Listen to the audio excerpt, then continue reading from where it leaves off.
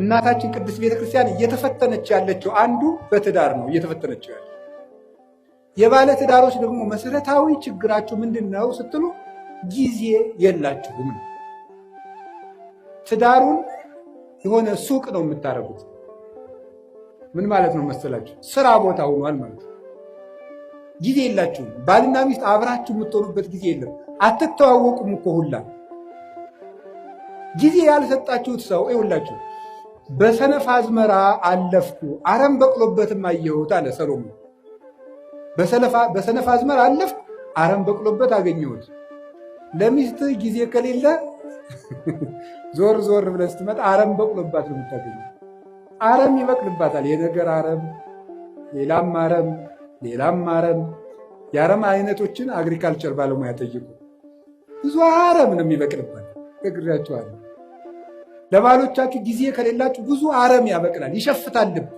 እነዚያን አረሞች ደግሞ ነቅሎ የሚጥላቸው የለም። አረሙን እንነቅላለን ስትሉ ስንዴውን ትነቅሉብኛላችሁ እንዳለ ጌታ በዚያችሁ ትንሽ ችግር በበቀለችው አረም በአመል መግፋት ስትጨቃጨቁ ራሱን ማጣትም ይመጣል።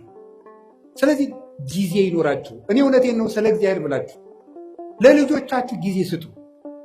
ጌታችን ኢየሱስ ክርስቶስ ለሕፃናት ጊዜ እንደሰጣቸው ታስታውሳላችሁ። የማቴዎስ ወንጌል ምዕራፍ 18 ላይ ሕፃናት ወደ እኔ እንዲመጡ አትከልክሉ፣ አቅፎ አስተምሮባቸዋል። እየታቀፈ በዚህ በትከሻው እየመጡ ዙሪያውን እየከበቡ ለሕፃናት ጊዜ ነበረው። ለልጆች ጊዜ ያስፈልጋል። ለጎረቤት ጊዜ ያስፈልጋል። አላችሁ? አሁን ለጎረቤት ጊዜ አላችሁ? አሁን እንደው መችስ ሰለጠን ተብሎ አሁን ጎረቤትም አይጠያየቅም። የጎረቤት ልጅ መቆጣትም ቀርቷል።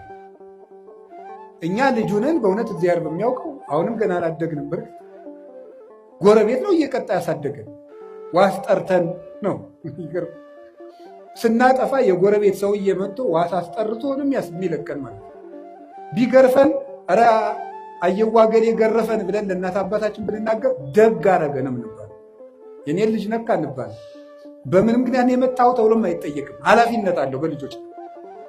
ለጎረቤት ጊዜ አላቸው ወይ?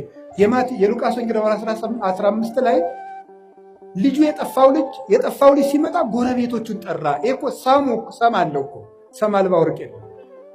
ጎረቤቶቹን ጠራ የሚለው ለጎረቤትም ክብር እንዲኖር ነው። ጌታችን ኢየሱስ ክርስቶስ መላእክትን በጎረቤት መስሎ ነው። አዳምና ልጆችን ደግሞ በጠፋ ልጅ መስሎ ነው ያስተማረ። ጎረቤትን መጠራራት፣ ለጎረቤት ጊዜ መስጠት። ምን እየሆኑ ነው? እየበሉ ነው? እየጠጡ ነው? የእኛ ገር ገበሬ እኮ ሲተርት ሰምታችሁታል። አታጣልፈኝ አለች ጉንጫቸር ይላል። እዚያ ማዶ ቤት ሲቃጠላሉ ውሃ ውስጡን አታጣልፈኝ አለች አሉ። አንቺ ውሃ ውስጥ አይደል ያለሽ እንደ እሳቱ የት ያገኝሻል ሲሏት አሉ። እሳቱ አልጠፋ ቃል እየቀዱ ውሃውን ሲወስዱ ውሃው ሲያልቅ እኔንስ ወስደው መጨመራቸው ይቀራል።